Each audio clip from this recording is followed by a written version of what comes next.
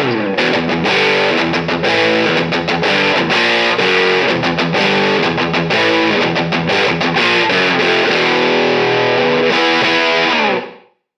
everyone and welcome back to Lick Library. My name is Lee Feud and today we're going to be doing a fun video. I'm going to be checking out 5 James Hetfield riffs and reacting to them, and we're going to be talking about what we can learn from each of these riffs.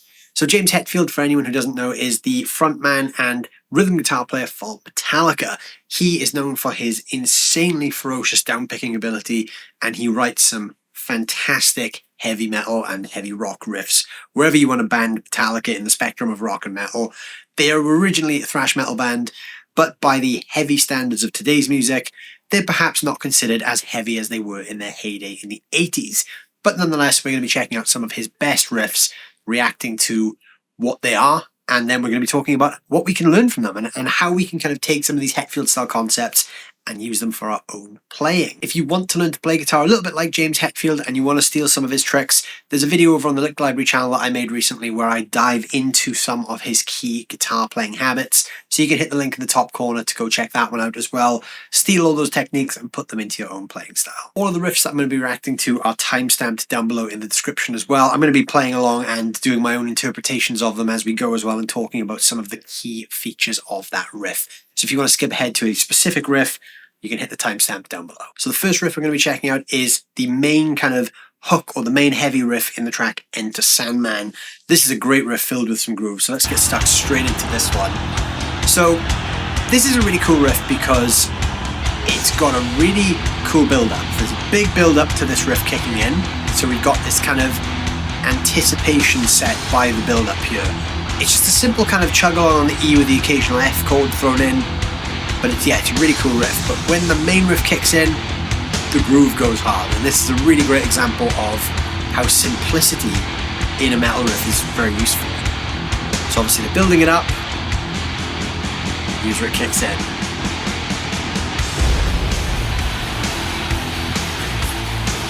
I remember when I first heard this riff, it was just so intense.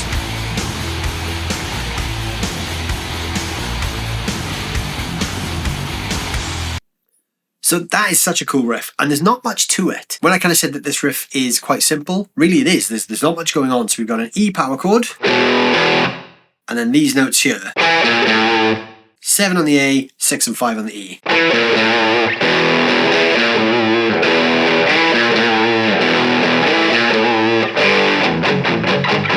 And then that little power chord figure there on the 3rd and 2nd frets. That's a great example of how you can play a really cool, heavy sounding riff with very, very little notes. You don't have to cram notes in there because that riff has got such a powerful groove. It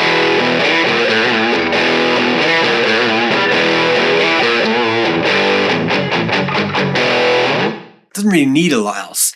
That is definitely one of those riffs that is kind of iconic as well. Everyone knows that riff, and it's definitely a cool riff to learn as a guitar player. It's also one of those riffs that is not that hard to learn if you're a newer player, so it's quite accessible. If you're just getting into playing rock and metal stuff, what a great riff to start with, and what a great song to start with, because there's loads of cool guitar moments in that song. The second riff I'm going to talk about is from the track Creeping Death. The riff that I'm going to be looking at is the riff that kicks in before the verse, so there's a guitar break with just this riff, and then it's the riff that he sings over in the verse as well. It's a really ferocious downpicking riff with a cool little legato phrase at the end. I actually based one of my techniques in the Hetfield lesson on this riff. So if you go over to that lesson after this video and check that out, you'll learn a riff in the style of this. So let's get straight into this one. So with this being a live version, they're playing it a little bit faster than the original, but also I find Metallica go that little bit harder live as well. So it's this next riff coming up right here.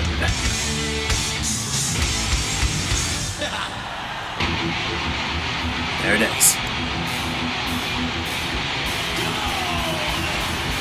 How he sings over this is beyond me. I mean, that is a classic Hetfield riff right there. That is Hetfield all over. It's got all the kind of trademarks of his guitar style right in one riff.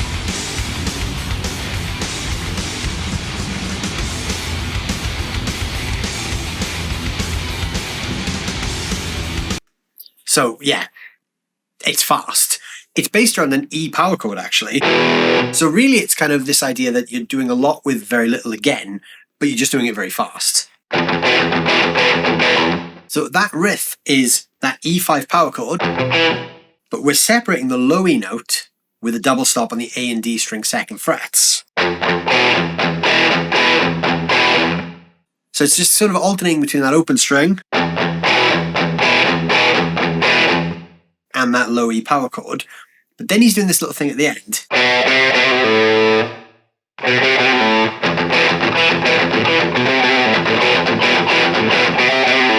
I switched to alternate pick in there because I can't downpick at that speed for very long. It's never been a strong point of mine, but Hetfield downpicks that whole thing.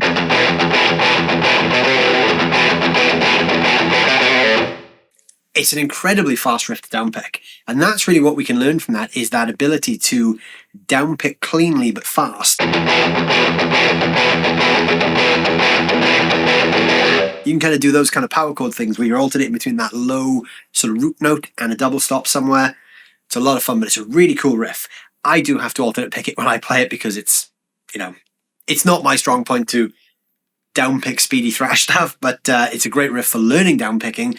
And I am actively working on my downpicking with these riffs as well. Riff number 3, Master of Puppets. You can't possibly talk about James Hetfield riffs without talking about the spider riff or the chromatic riff or whatever you want to call it in Master of Puppets.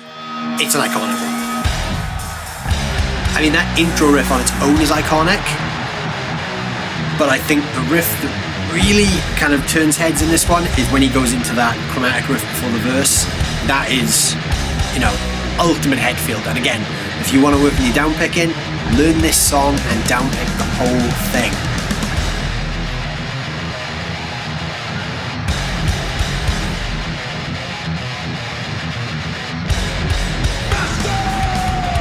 Look at his hand. How does he do it? The guy's not human. Like, it's not possible for most human beings to downpick that fast.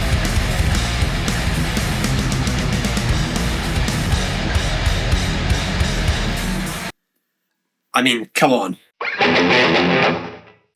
I can't even get to the first bar.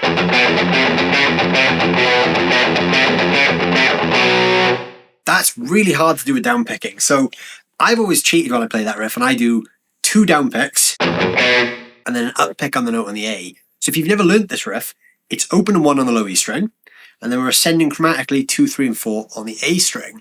Now, if you've checked out my Hetfield lesson, you will have seen another riff very similar to this. So it's just going 2, 3, 4, 3, and then we do a double note on the 2. So I'm alternating that open 1 every time and then just raising and lowering that note on the A string.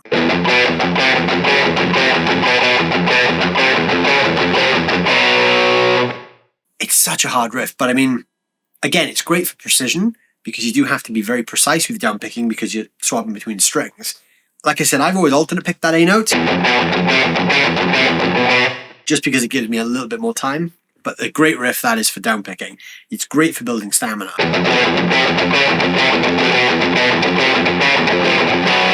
When I downpick it, it sounds a bit messy because I'm not best at these kind of crazy downpick things.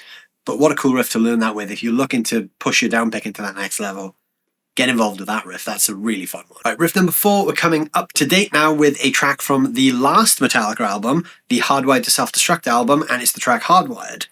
This is, in my opinion, kind of Metallica's return to what their sound was. So when I heard this album, I was really, really excited by it because it sounded like 80s Metallica, but kind of brought up to modern day standards. And, you know, Metallica fans have always argued the band have had, you know, many ups and downs to their career.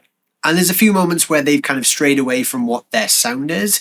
I think this album and this song particularly is kind of a welcome back to that sound. So I've always thought this is a really cool riff.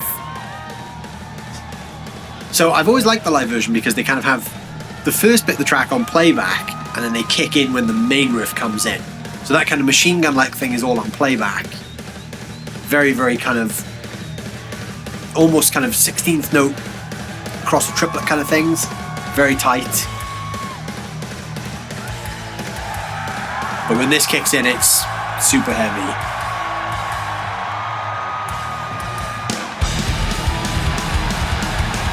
There it is. That's classic 80s Metallica right there.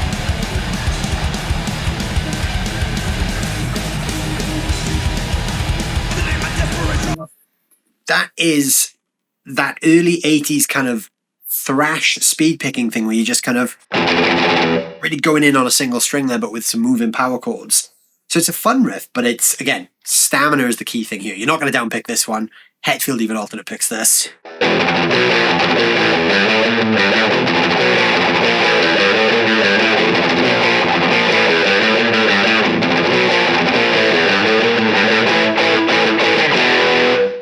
Really fun. You're kind of picking that low E string quite fast. And then there's a series of moving power chords then. So they're actually kind of moving chromatically. So going 7 to 6 on the E string. And then 6 to 5. And then just a little walking line. Open 3, 5, 6. 5, 3, 5.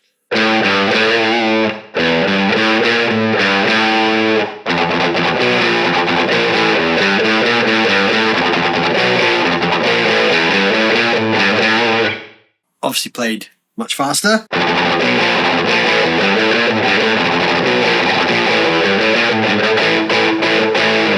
And into those 4 big stabs on the A power chord. Great riff. That's really cool for kind of teaching you some of those kind of early 80s thrash style riffs. Now, I mean, in your own playing, you could use that same concept. So you could speed pick a low E or even an A string if you wanted to, and then just kind of move some power chords around. And what you're going to come up with then is some early 80s Metallica style riffs. So let's just say that we're going to do like the 3rd and the 5th fret, as well as the 6th and the 5th as well.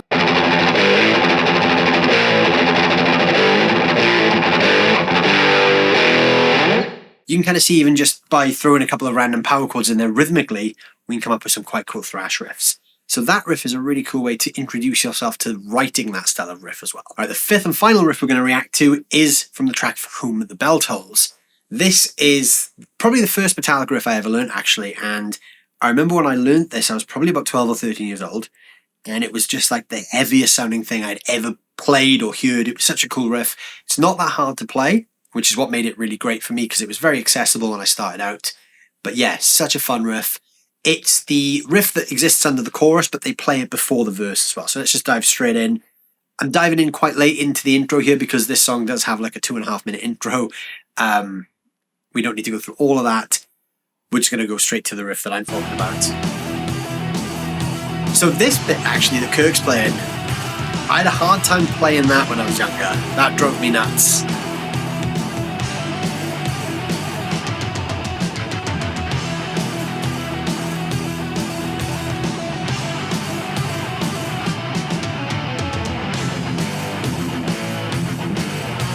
Such a good riff.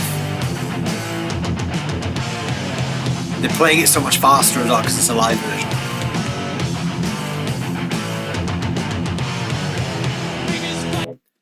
That riff, I mean, that's just such a good riff. The lead line underneath that, I actually had a lot of trouble with when I started playing. It was not playing it. I could play the 6-note phrase, but I could never get it to repeat properly. I just had a real hard time repeating that. One of those things just, you know, drove me mad when I started playing. But the riff in question is that riff that comes after.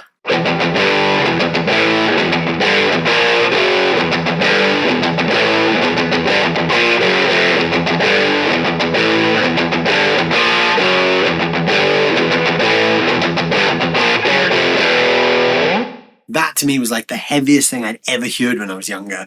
And again, it kind of fits into that Enter Sandman way of thinking where we're not playing a ton of notes. We're doing something that's kind of simple, but very effective. We're going from an E power chord to the 3rd fret of a G, then an A, back to the G again. There's 2 quick opens at the end, and then just a B flat and an F sharp. Can play the B flat here if you want.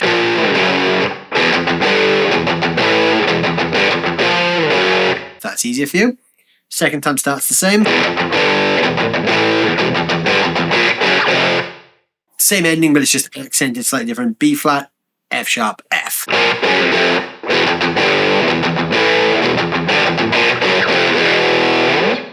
I really, really enjoyed that riff. And like I said, for me, it was kind of my introduction to heavy guitar playing. So I think if you're learning guitar, it's a great riff to kind of get you into that kind of playing style. It's really useful for practicing between going from your open power chords or open strings to fretted power chords as well. Especially if you play that B flat on the A string as a root, because then you're getting some exposure to playing power chords on multiple strings. We're actually crossing strings at the same time there as well. So there's a valuable kind of practical thing to learning it that way as well. So there you go. There are 5 really fun James Hetfield riffs and what we can learn from them.